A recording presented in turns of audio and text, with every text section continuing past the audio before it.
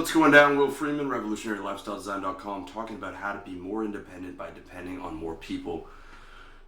One is too close to none, whether it's in sales, business, friendship, or sometimes even in your dating life.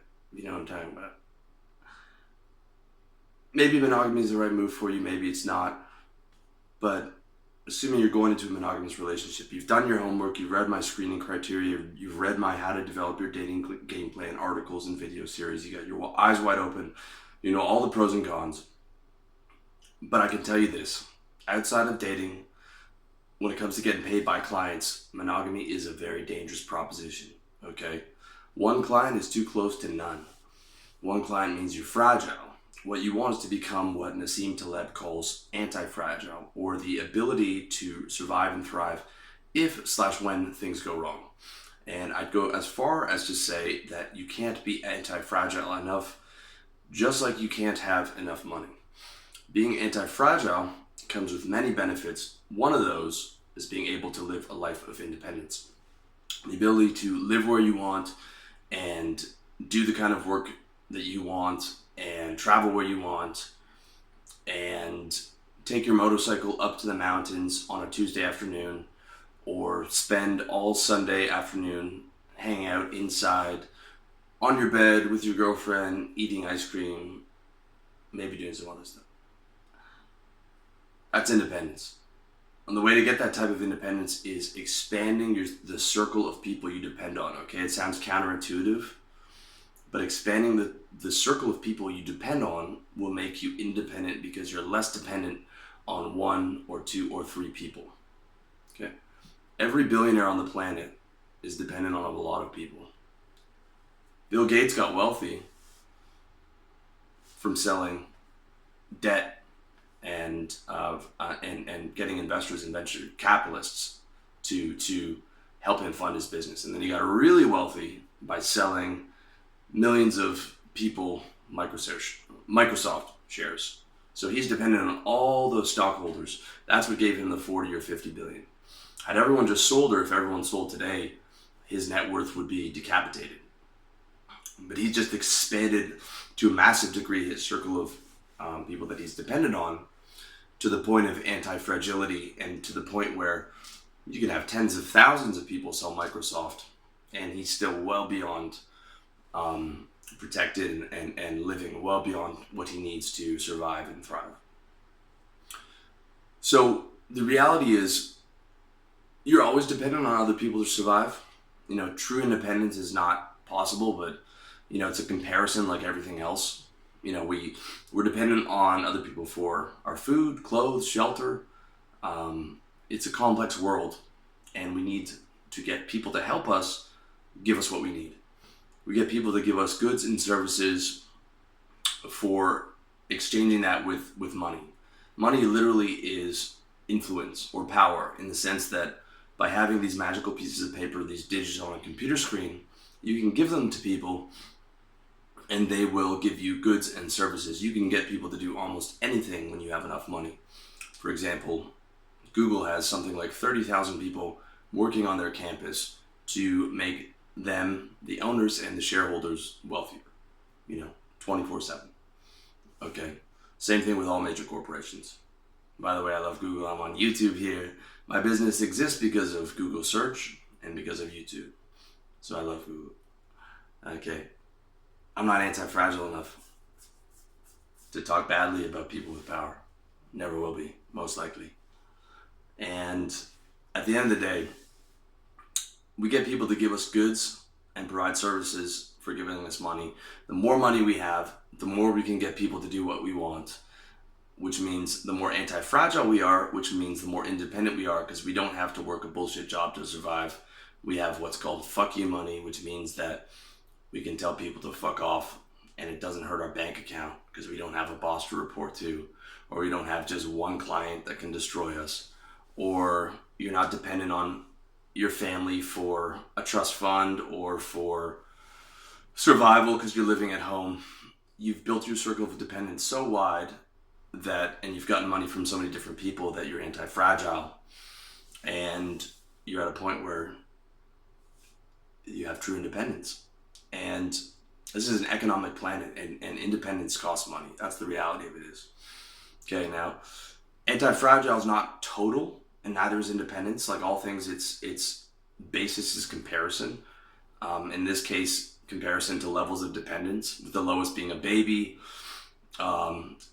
solely dependent on its mom to survive.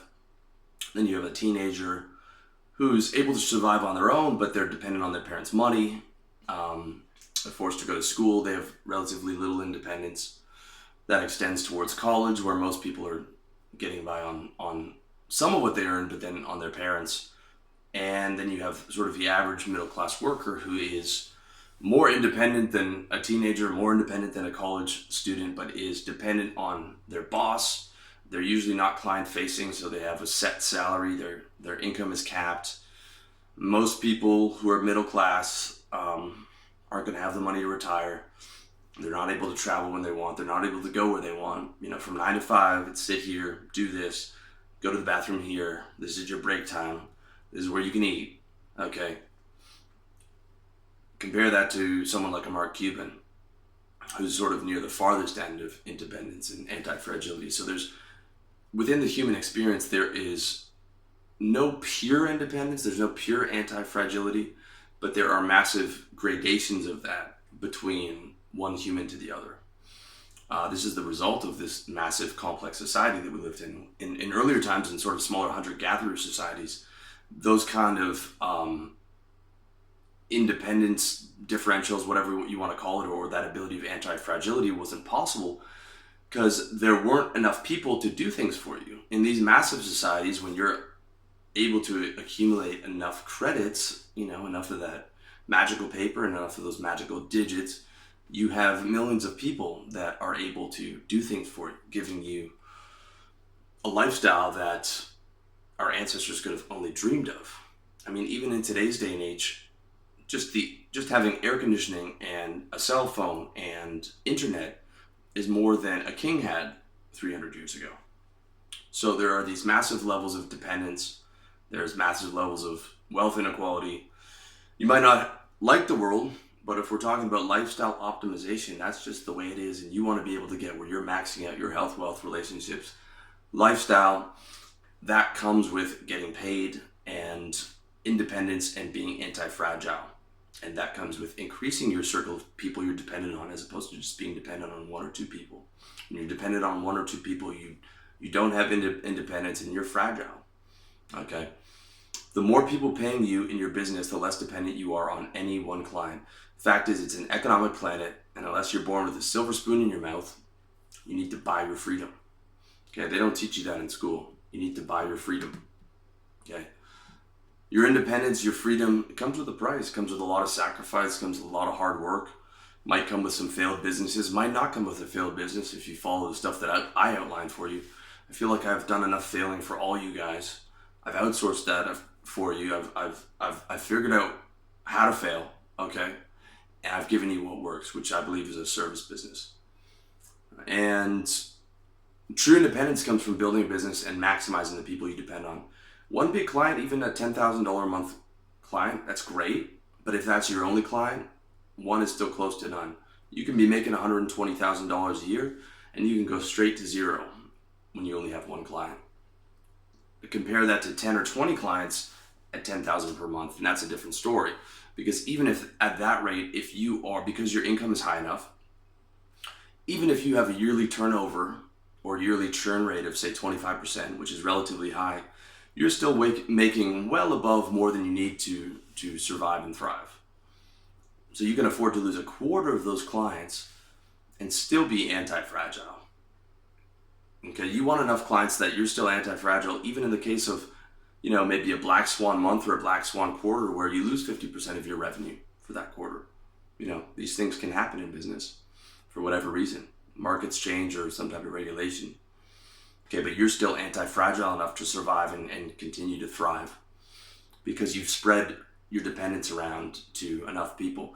Now, I'm not saying, diversify, sort of like this bullshit middle-class lie that you've been sold to diversify and throw your money to Wall Street into a basket of stocks, and that's diversified. Well, first of all, that's not really diversified because you're still in stocks and you're still only in U.S. equities, so a rising tide lifts all ships, or a lower tide sinks all ships. You're still tied to the equities market, and a lot of that diversification is the sales pitch for Wall Street to put you into these mutual funds with high MERs, the new things, index funds. But it's more of an illusion of diversity. But I'm not even talking about that illusion of diversity. I'm a fan of building a business, putting all your eggs in that one basket and watching that basket like a hawk.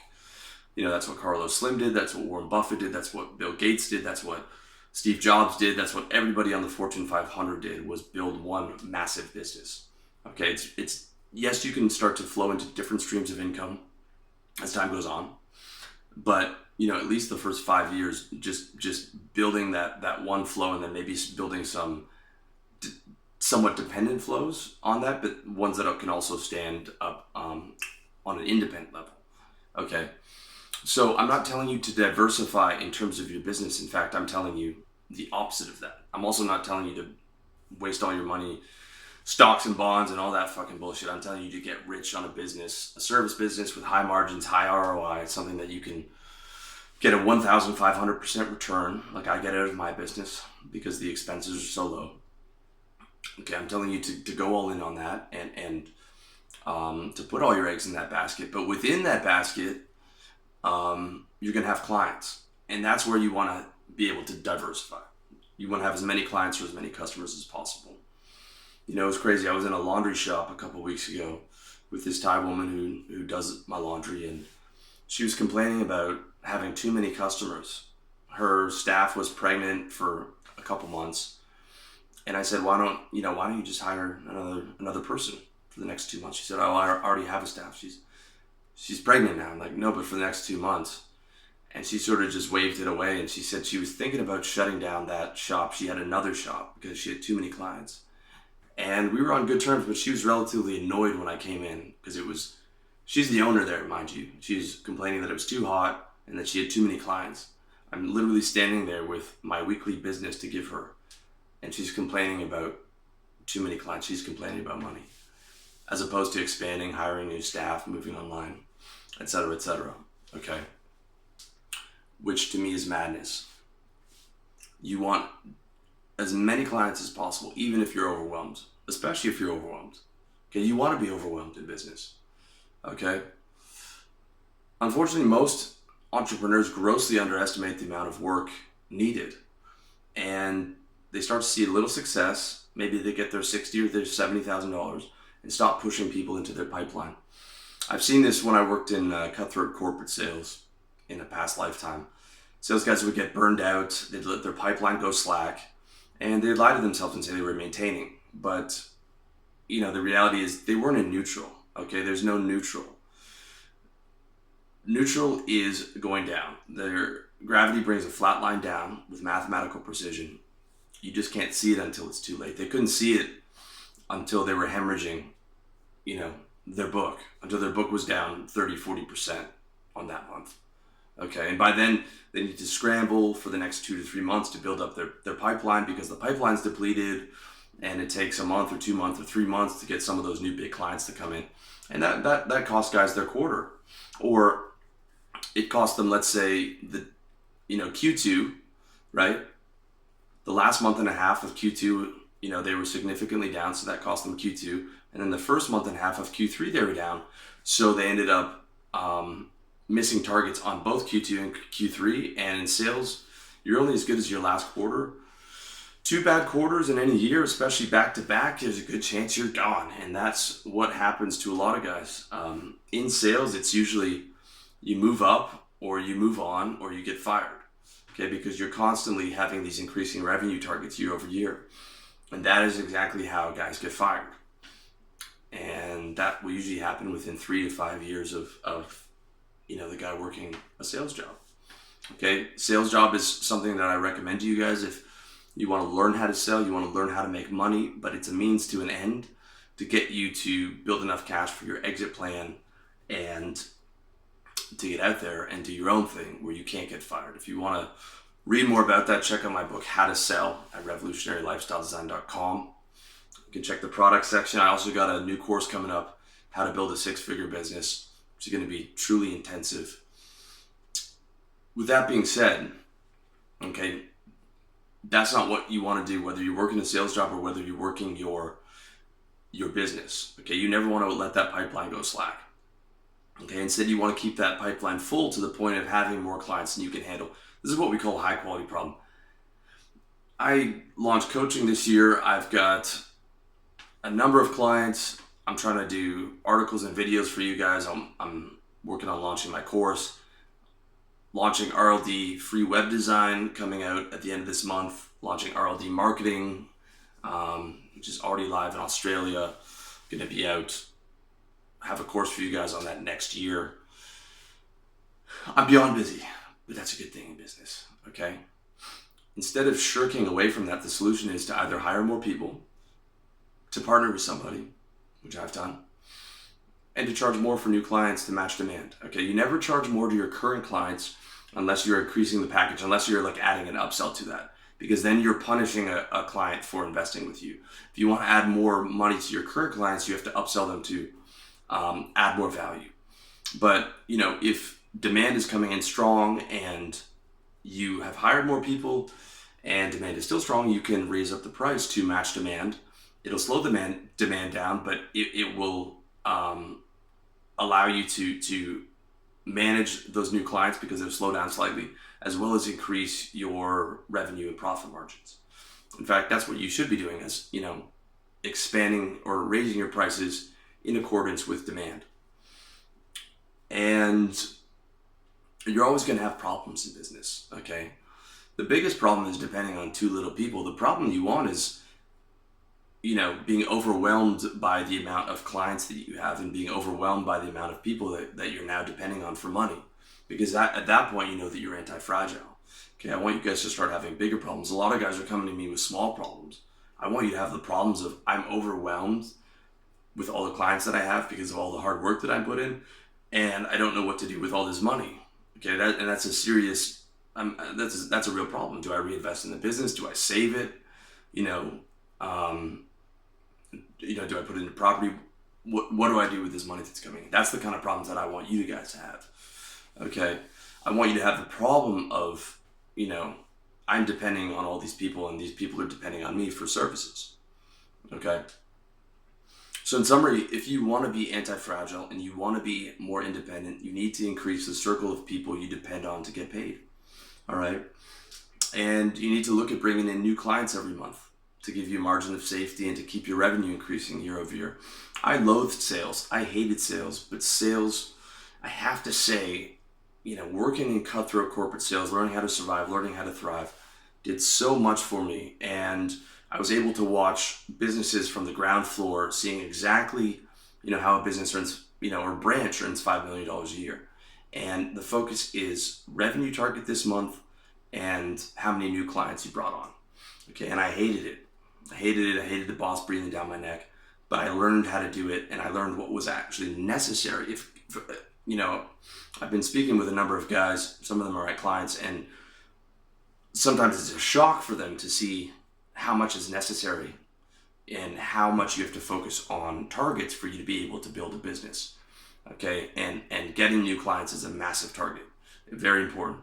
It's almost as important as how much revenue you made that month, because what the clients you bring on this month are your revenue for 5 months from now.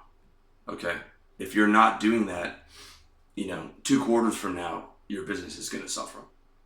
Okay, so you want to increase the circle of people you depend on to get paid, as well as those people are now depending on you for your services. And you want to bring on a new client every month to give you a margin of safety and to keep your revenue increasing year over year. You want to see that revenue going up year over year. And if you can, quarter to quarter, at least in the first 1 to 4 years in business, where you are, where it is possible, especially in a high margin, high ROI service business, to get those types of exponential returns. And your 30%, 50%, 75%, 100% year over year growth is possible in those first 1 to 5 years in a service business. Okay, those are numbers you're never going to see in the market. By the time the stock's gone in the market, all those returns have gone to the early owners and investors and so forth. Okay, so bringing on at least one new high ticket client per month is a great goal, and the more the better. By high ticket, I mean high paying client. Okay, if you're in the business of bringing on clients who pay you $50 a month, you're not going to go very far. You want to be aiming for the top 1% of your market in any service business. That way you're able to maximize profit. And when you're spending time on a client, you're able to spend enough time to over deliver on service because they're paying you enough. Okay. For my clients, for my peak performance coaching program, right now it's $1,000 a month. They get 1 2-hour call a week, and they get unlimited access to me from 9 a.m. till midnight Bangkok time on WhatsApp for as many text or voice messages that they want to send. And I try and respond as much as possible to those. Some clients hit me up 1 or 2 times a week. Some clients hit me up 10 times a day, and I try and respond to every single one of those messages within an hour. I'm able to do that because, at $1,000 a month, and considering the fact that I live in Thailand, the amount of time is worthwhile for me. Had I been charging $50 a month or $100 a month for that service, it would not be feasible whatsoever. Okay, so that's one of the many reasons you want to focus on high ticket clients. Also, high ticket clients are just better clients to deal with in general. Usually they have their own business, or guys who are able to spend a certain amount of money, understand money, they understand service, they understand value. It's usually the cheapest clients, the low ticket items that are the most, or low ticket services that are the most problems. Okay. Ideally, you want to be dealing with people who don't care about money, right? It's relatively the same amount of effort to sell a $70,000 house as it is to sell a $700,000 or a $7 million house. Might take, 5 months longer to sell the $7 million house, but time for time is not a ton more energy.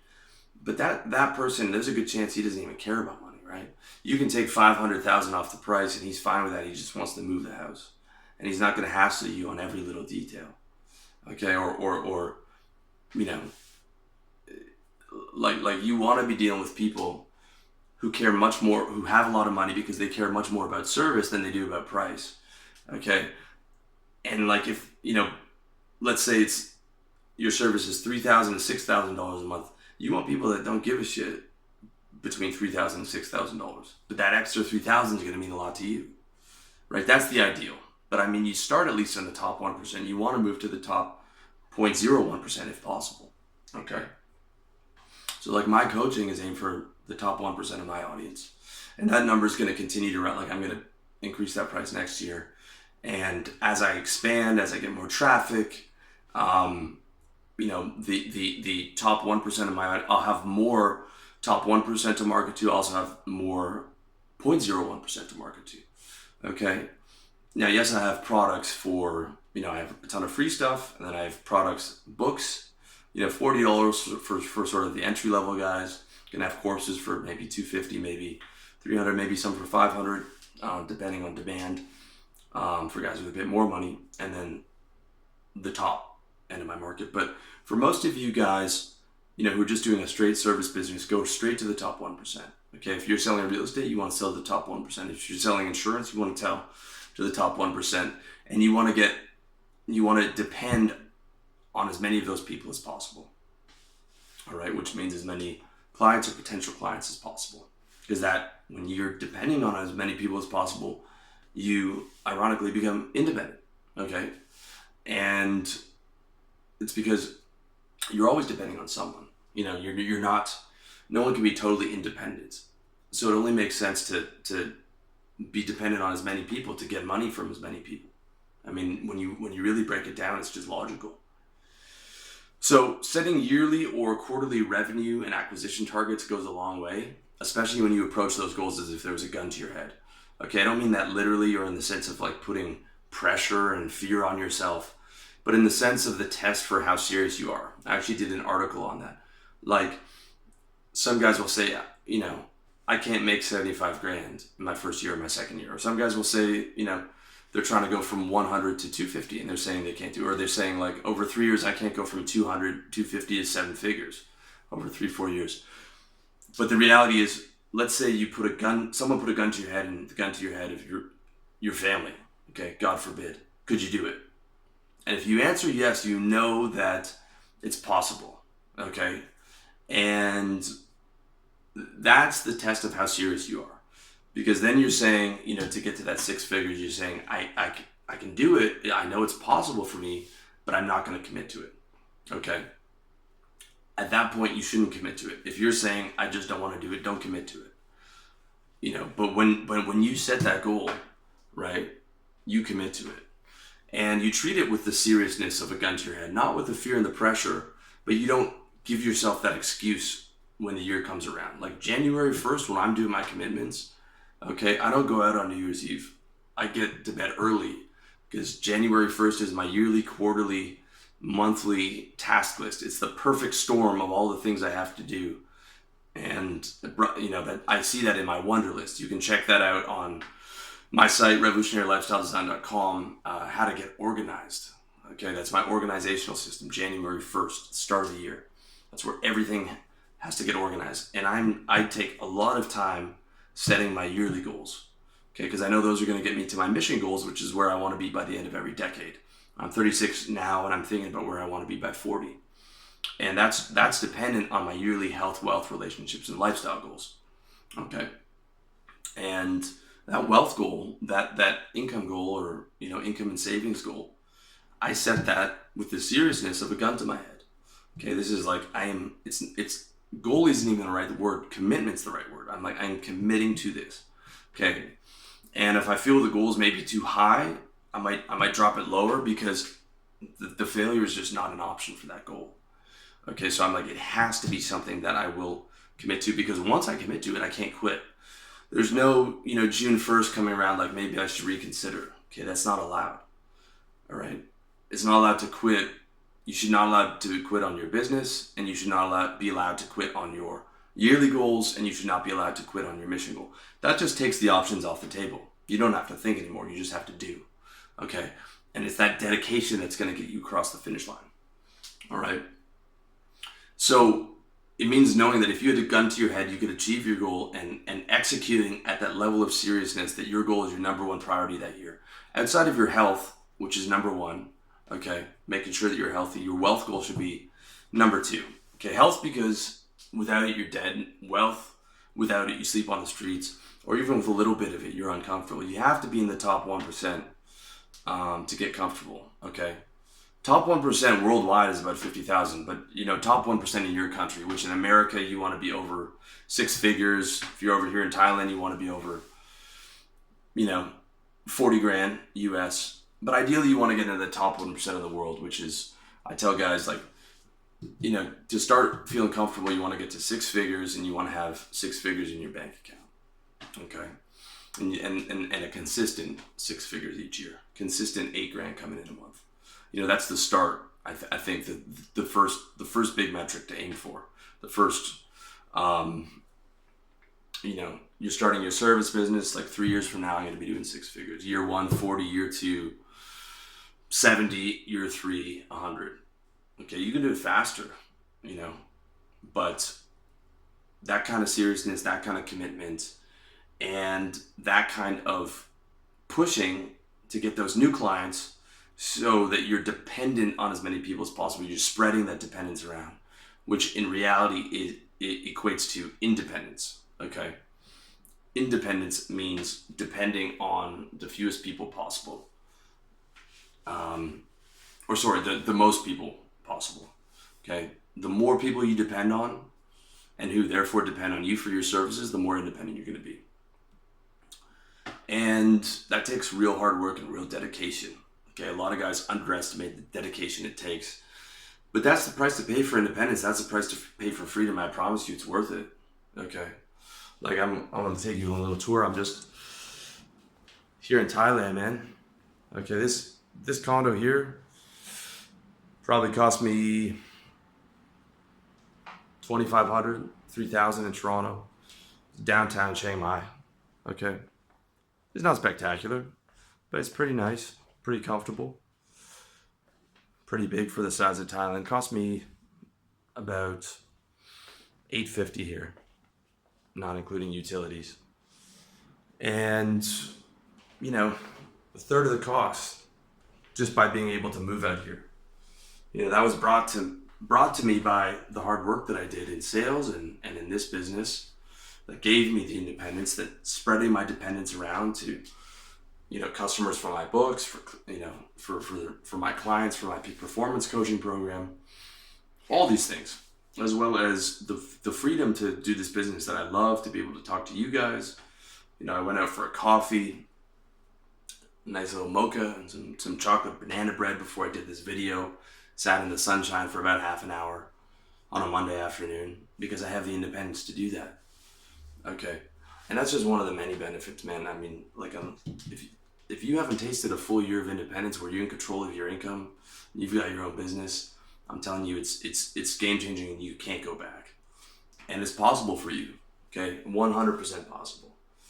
Or if you're already doing well, it's possible to be more independent. Okay. The way to do that, the way to pay the price for independence is hard work and get dependent on more people. Okay. And you do that through, number one, outbound sales, which is cold calling, pitching in person, or pitching to people through email, instant message, or through their social media pages, or all the above. Okay. When I was in sales, it was only cold calling. If someone heard you pitch a voicemail, you'd be fired. If it was a first pitch on email, you'd be fired.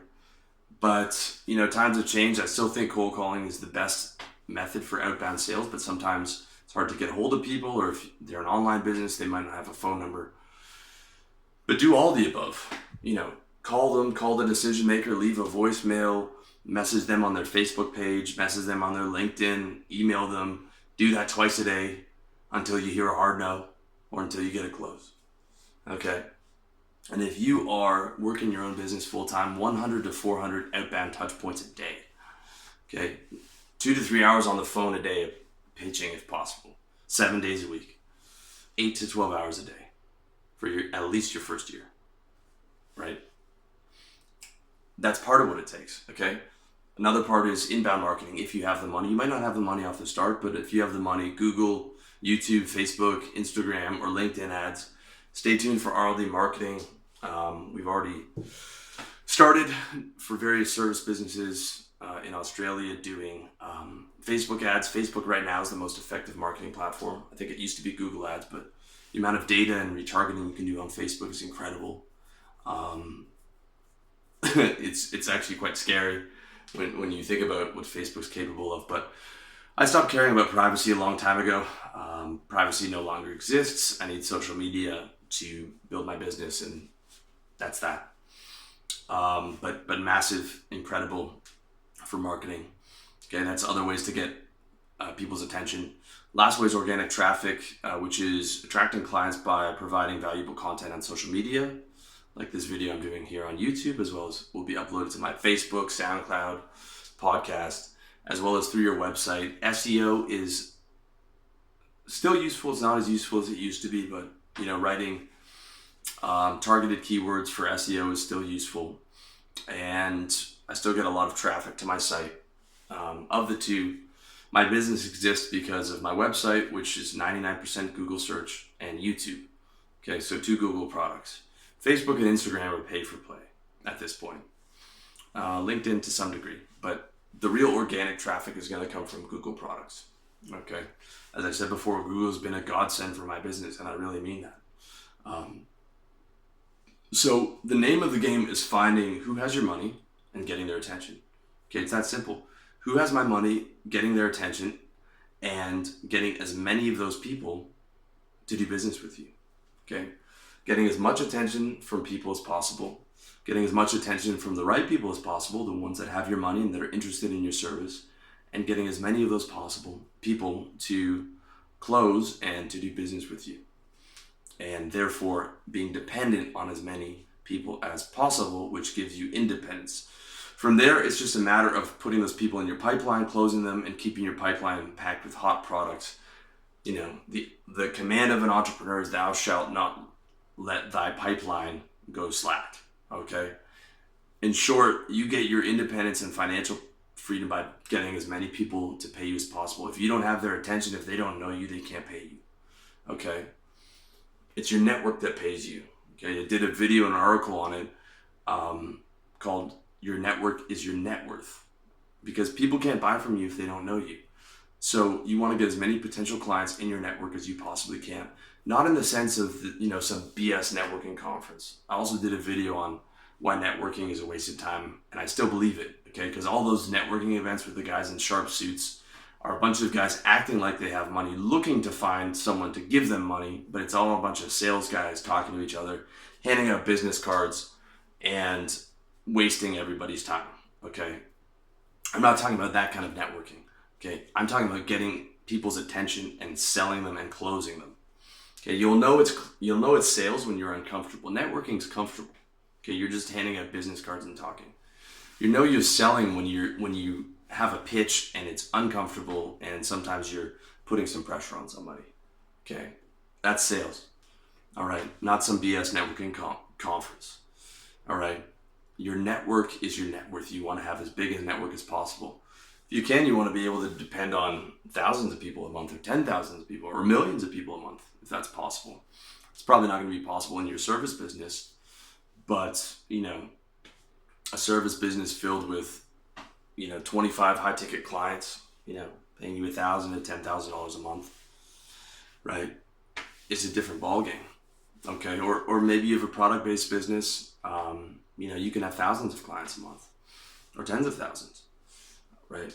Either way, I recommend a service business, and I recommend expanding your network as much as you can of getting people in there who are qualified to pay for your services, who have an interest in them, and getting them to pay you, and therefore being dependent, spreading that dependence around. Okay. That way you don't have to depend on your mom, or depend on your family, or depend on a single client, or even worse, depend on a boss who can just turn off the taps. Right? Boss can just say, you're fired, and it's over. Okay?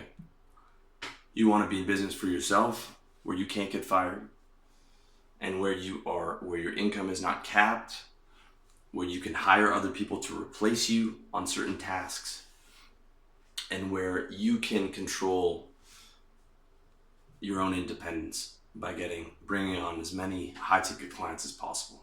That way you're fragile and you're independent, or anti-fragile and independent. Okay, that's the game. It takes hard work to get there, but believe me, it's well worth it. So if you've been slacking off, man, it's time to get to work. If you've been doing well, man, keep going. Don't let that pipeline go slack. Okay, as always, if you wanted to check out a couple of the books mentioned, check out How to Sell and How to Get Organized at revolutionarylifestyledesign.com/products. If you need help stepping up with sales, with marketing, getting your business income up, or getting some things off the ground, check me out, revolutionarylifestyledesign.com/coaching, and sign up, and I'll go to work, and we'll put a plan together. But if not, man, just keep watching this free stuff, and I wish you all the best in your personal development journey.